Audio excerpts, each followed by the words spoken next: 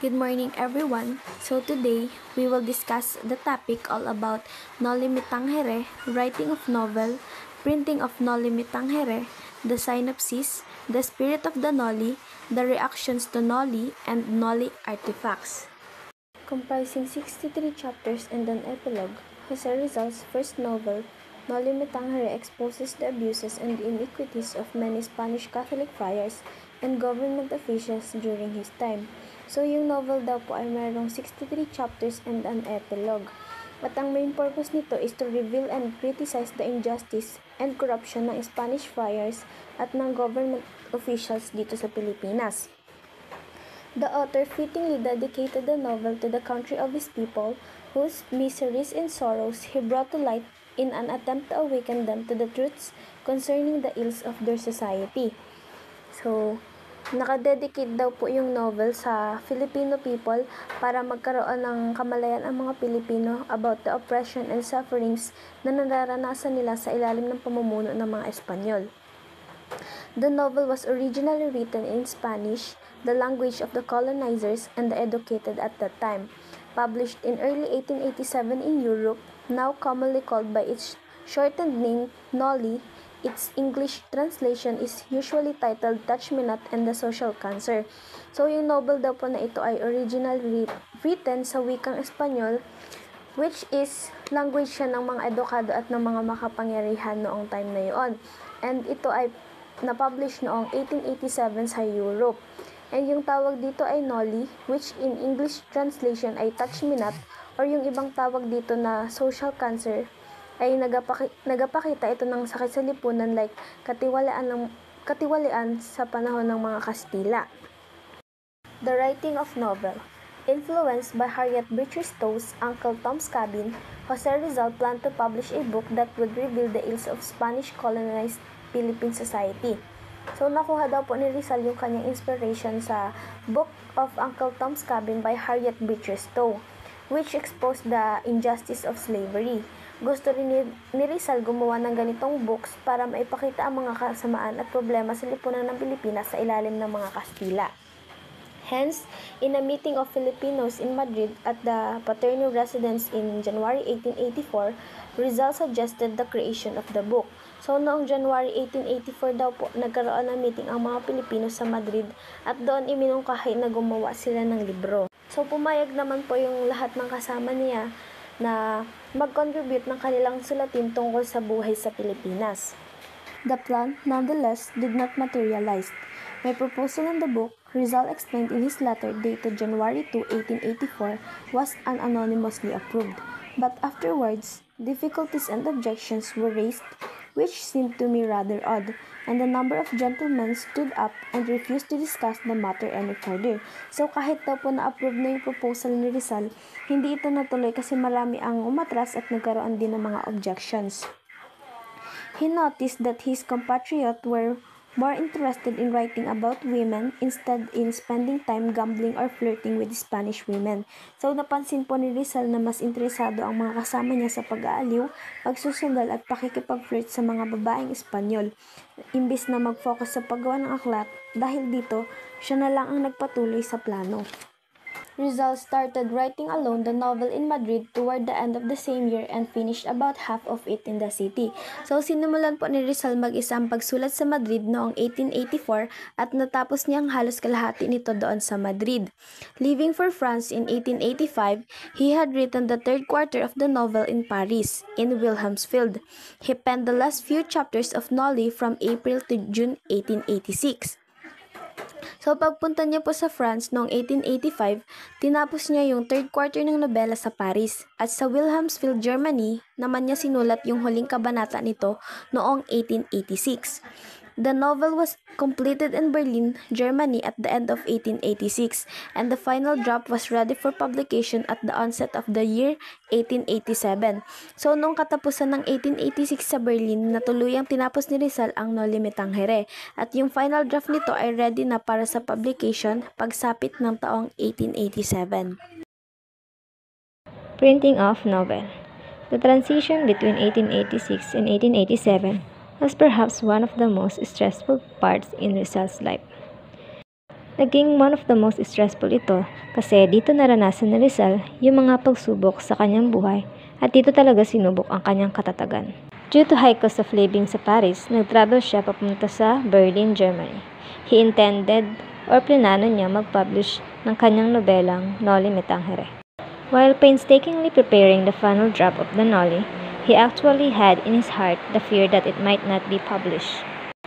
Nangamba siya na baka hindi niya ma-publish ang nobela dahil sa isip-isip niya, paano niya ito mapiprint kung ang personal niyang pangangailangan ay hindi nagsapat ang pera. Kung natatandaan po ninyo sa past lesson natin during his travel abroad, during his time sa Berlin, Germany, nagkasakit siya at nagkaroon ng problema ang kuya niyang si Pasiano due to crop failures. Kaya naman, Pasiano was unable to send him his monthly allowance. Kaya gano'n na lang ang takot niya na baka hindi ito ma-publish. Sobrang lungkot ni Rizal noong time na yun. Bukod sa may sakit na nga siya, wala pang pera, and hindi niya pa alam kung paano niya mapapublish ang kanyang nobelang Noli Me Tangere. Sino ba naman ang hindi lulungkot, diba, pag walang pera? Kahit ako nga ay malungkot.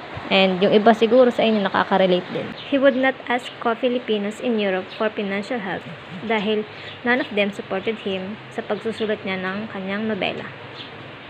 Pero buti na lang, a friend from a rich family of San Miguel, Bulacan arrived in Berlin. Ang kaibigan niya ay si Maximo Viola, isang paldo o maraming pera na pumunta lang sa Germany para i-invite si Rizal na samahan siya sa Europe tour. Nung nalaman ni Viola ang difficult situation ni Rizal, hindi siya nagdalawang isip na tulungan at peramin ng pera si Rizal. Masasabi nating mabuti ang kaibigan na si Viola dahil hindi basta magpahiram ng pera at kusang loob niya ito ginawa. Para ma-economize ang printing o para mas makatipid, Rizal made some adjustments in the novel. Nag-delete siya ng chapter titled Elias and Salome na supposedly ay nasa chapter 25. 300 pesos ang pinahiram ni Viola kay Rizal.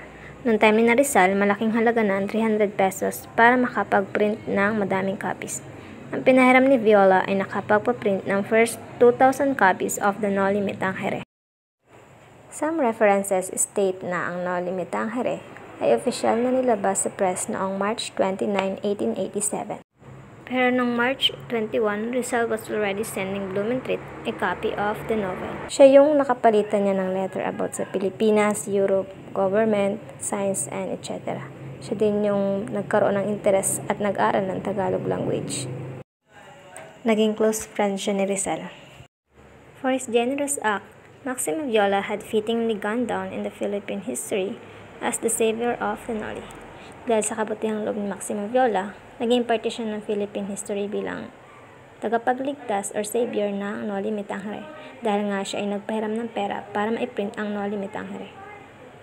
As a token of gratitude or bilang pasasalamat, nagbigay si Rizal kay Viola ng galley proofs. Ito yung uncorrected versions of Noli bago i-publish na print sa handset letterpress printing. And yung galley proofs na yon ay niroll niya sa pen na ginamit sa pagsulat ng kanyang nobela. Kasama din yung first copy to come of the press na may dedication, which describes Viola as the first to read and appreciate Rizal's work. The synopsis of Noli Me Tangere. The main character, Crisostomo Ibarra, young and wealthy Filipino, na nagbalik sa kanyang country after some years of study in Europe in his honor.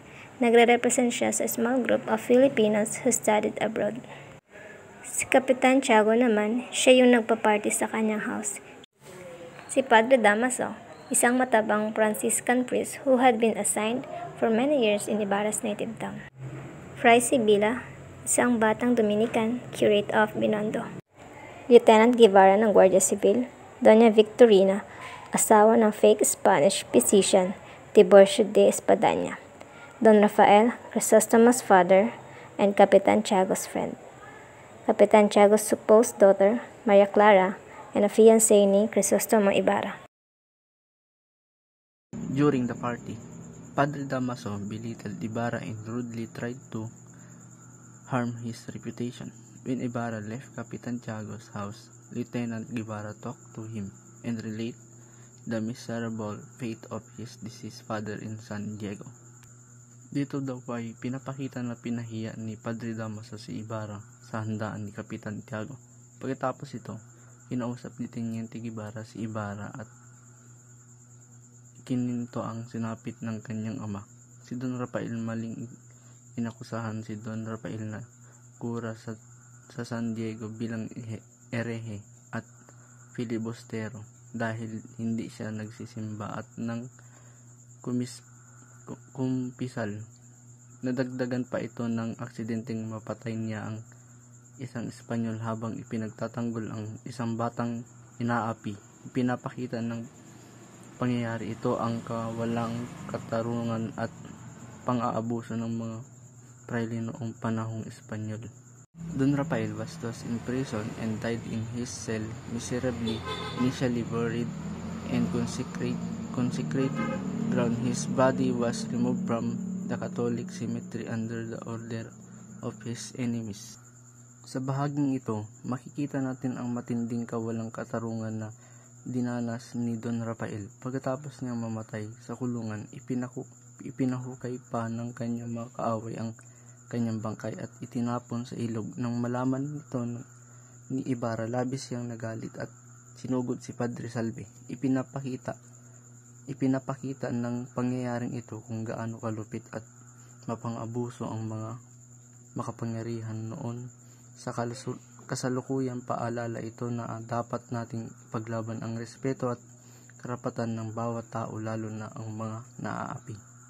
But Salvi explained to him that it was Damaso who was the town parish priest at the time of Don Rafael's death. When Maria Clara and her family arrived in San Diego, Ibarra gave a picnic at the lake. During the picnic, Ibarra had saved the life of Elias, the boatman who was almost killed by a crocodile trapped in the fish cage. Later in the picnic, some members of the guerrilla civil also came. Sa parting ito, ipinapaliwanag ni Padre Salvi na si Padre Damaso ang tunay na kura noong namatay si Don Rafael. Nang dumating si Maria Clara sa San Diego, nagdaos sila ng picnic kung saan nailigtas ni Ibarra si Elias mula sa buwaya. Dito nagsimula ang kanilang pagkakaibigan. Kalaunan nalaman ni Ibarra ng aprobado na ang kanyang donasyon para sa paaralan sa San Diego. Sa pista ng bayan, dumalo sina Ibarra at Maria Clara sa misa na pinangunahan ni Padre Salvi at Padre Damaso. Ipinapakita rito ang kabutihan ni Ibarra at ang hangarin niyang maglingkod sa bayan sa kabila ng mga pagsubok. During the Mass, Elias silently went near Ibarra and notified him of the plot to kill him at the ceremony of the laying of the school's cornerstone. So during the inauguration, when Ibarra was about to cement the foundation of the schoolhouse, the platform collapsed. Fortunately, the quick Elias and rescue Ibarra, and the man who was paid to harm Ibarra was the one killed in the incident. Sa bahaging ito ng kwento, makikita ang mga matinding kawalang katarungan ng naranasan ni Don Rafael. Siya ay namatay sa kulungan ng walang kasalanan at matapos mailibing, ipinahukay pa ang kanyang bangkay at itinapon sa ilog dahil sa utos ng kanyang mga kaaway.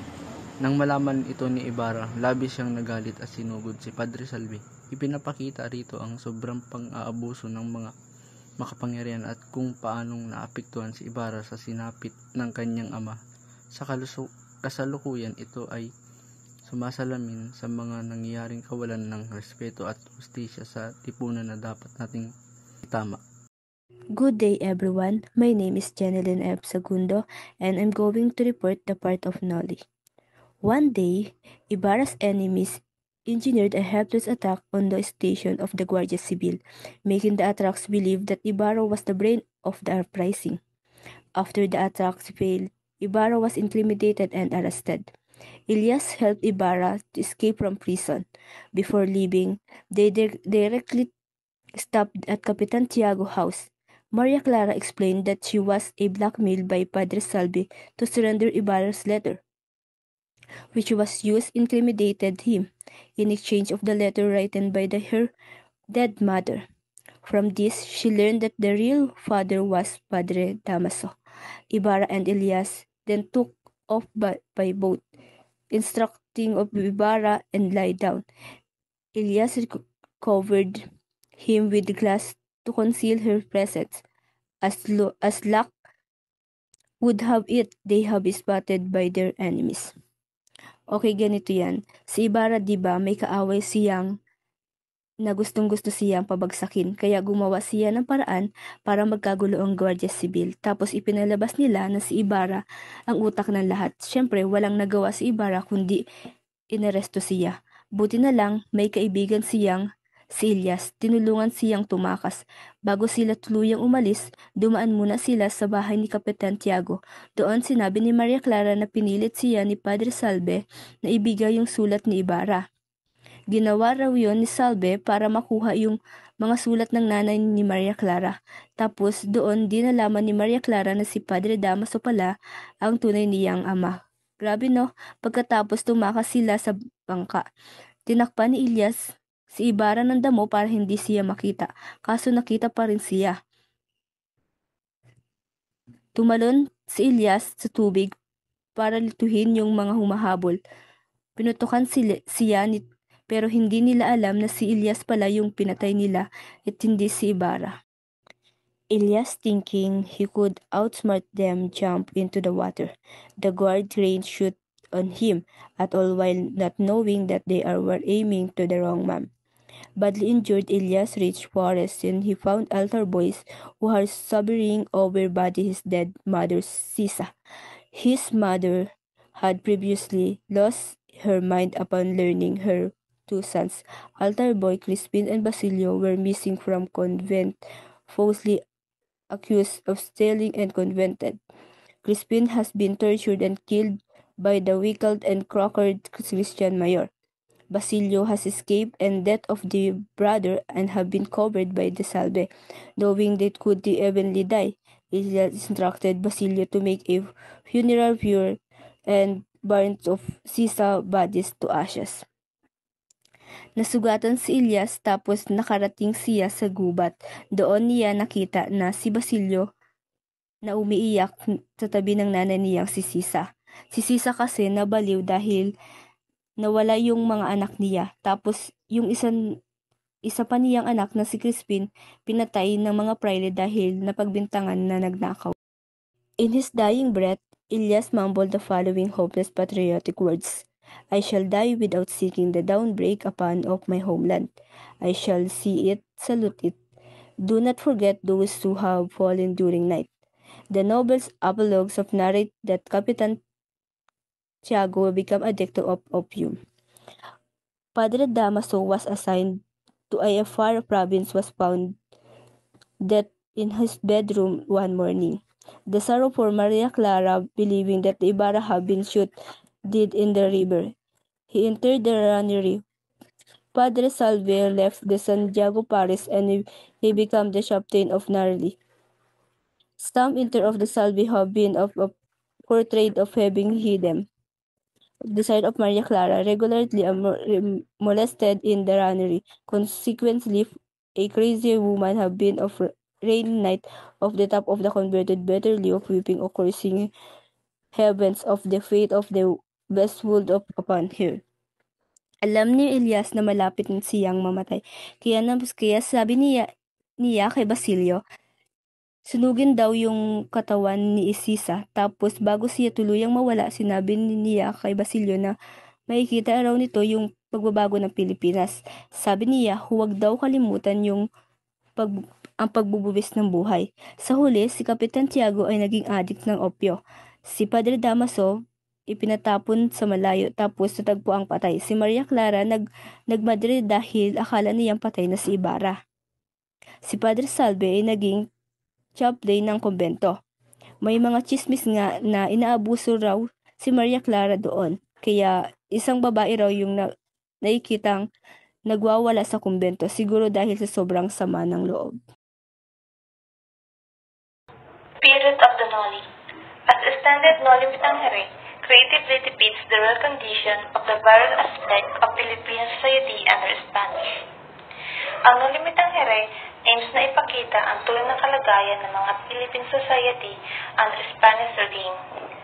Dahil sa mga corrupt na official and pirate, ang buhay ng mga Pilipino ay atrasado and under-progressive, kaya hindi makasabay sa development. Introducing the spirit of the novel to his friend Ferdinand Dumitri, Rizal himself wrote, "The novel is the first impartial and bold account of the life of the Tagalog. The Filipino will find in it the history of the last 10 years." Rizal introduced the spirit of the novel kay Ferdinand Dumitri, saying it's an impartial and bold depiction ng buhay ng mga Pilipino and the history ng past 10 years. Crisostomo Ibarra, for instance, represents a small group of Filipino who had a chance to study abroad and dreams improving the country, like Jose Rizal. Ibarra wanted education for Filipino children. His plan to construct a public school in Santiago. Basically, yung novel ay parang parody, lampoon at satire ng Pilipino society noon ng panahon ng colonels. Yung mga karakter sa novel represent yung iba't ibang klaseng tao na nakatira sa Pilipinas noon.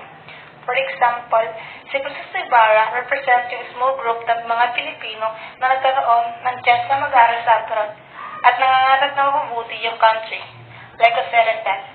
Gusto ni Ibarra ng edukasyon para sa Filipino children. Kaya niya plano magtayo ng public school sa Santiago. Si Damo sa isa correspond yung mga weak pero ethnically respected na private. Yung character niya ay reflection ng rampant ng compared following of illegitimate children by prairie noon sa novel. Reveal siya na biological father ni Maria Clara, Ibay's fiancé, who arguably stand for yung powerless na Alipina noon. Father after that of Lino Rivera, Rizal True Love. Maria Clara character also personifies some ideas Filipina, loving and unwavering in their loyalty sa kanilang respective spouses. Si Captain Santiago represent yung mga rich Filipino who opted to be allies as in ruta sa Spanish official and private para lang ma-preserve yung wealth and political position nila. Na-rape ni Damaso yung wife ni Tiago na si Pia Alba, pero parang okay lang kay Kapitan. Si Piloso Patasio naman symbolize yung mga taong who idea were so advised na maraming tao ang hindi maintindihan siya. Sabi nila, yung karakter ni Tasio ay pattern after kay Pasiano, who's the intelligent brother, who also sought reform sa alias Ibarra, restores friend and supported, signifies the Filipino who wish to rehabilitate the country by liberating in France Spanish tyranny. Si Sisa, ang kanyang anak na si Crispin at Basilio, ay epitomize sa Filipino family na oppressed ng Spanish authorized. Doña Victorina represents some ambitious Filipinas who wanted to be classified as Spanish, kaya naglalagay ng heavily makeup. Si Don Tiburcio, her husband, stands for incompetent and unqualified Spaniard na illegally practiced na their supposed position sa Pilipinas. Si Padre Salvi ay may lihim na pagnanasa kay Maria Clara. Represent yung mga Spanish friars na simuli mabait, pero in fact weak. Don't Rafael Ibarra's father, epitomize naman yung mga rich Filipino during Spanish era. Reactions to Noli. Expectedly, the Spanish officials and friars, especially the onion-skinned, were infuriated by the contents of the Noli. Rizal's friends and compatriots, on the other hand, praised and defended the novel. So dito sa part na ito, makikita natin kung gaano kalaki ang naging epekto ng Noli Me Tangere pagkatapos itong mailathala ni Rizal. Unang-una, galit na galit ang mga Spanish officials at mga praile, lalo na yung madaling masaktan ng onion skin. Naiinis sila dahil nakita nila sa nobela ang mga katiwalaan at pang-aabuso na sila mismo ang gumagawa. So para sa kanila, insulto ito at banta sa kanilang kapangyarihan. Pero sa kabilang banda, ang mga kaibigan at kababayan ni Rizal ay sobrang humanga sa kanya. Pinuro nila ang kanyang tapang at ipinagtanggol ang nobela dahil alam nilang layunin nito ay ipakita ang katotohanan sa lipunan noong panahon ng mga Espanyol.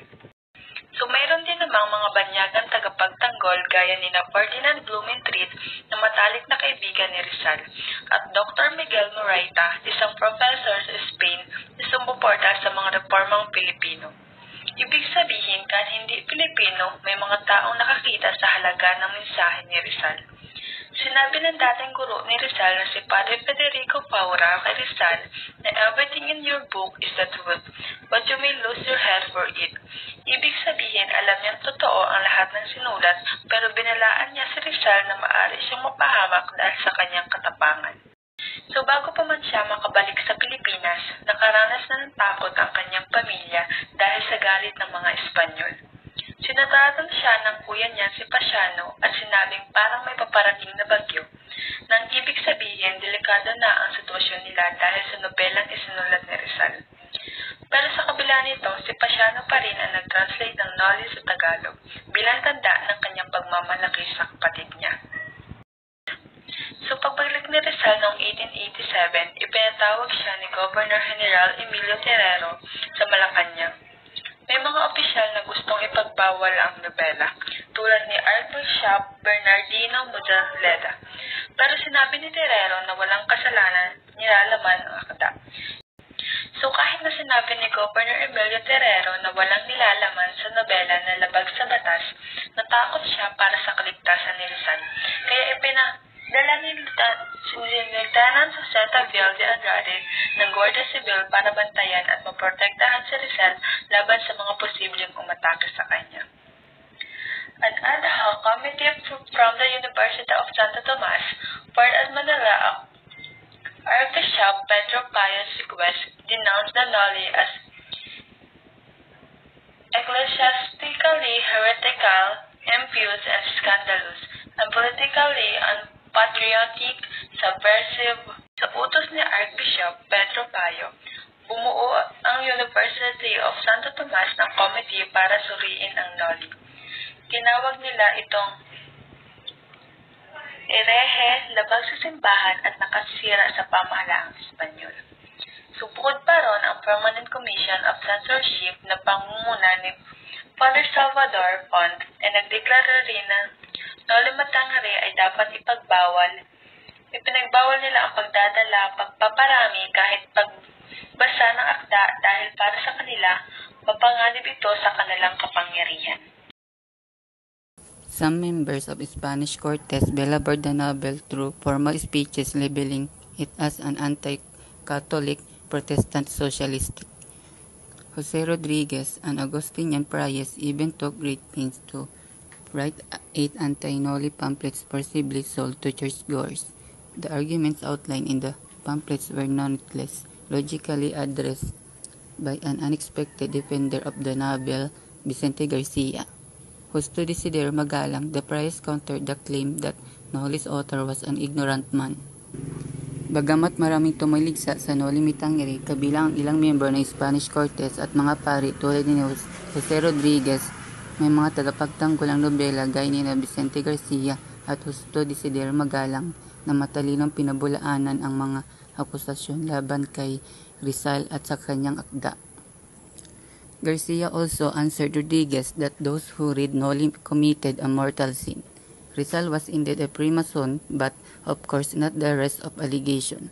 Rizal narrated to his friend Pastor Olmer that his enemies burned his books. Friends bought them as much as 50 pesos. Bookstores profited, but he got nothing. Noli therefore is a classic case of a black market profiting much from an illegal product. Rizal received a letter which was comparable to a death threat. The sender did not indicate his real name and just cowardly signed the letter a friar.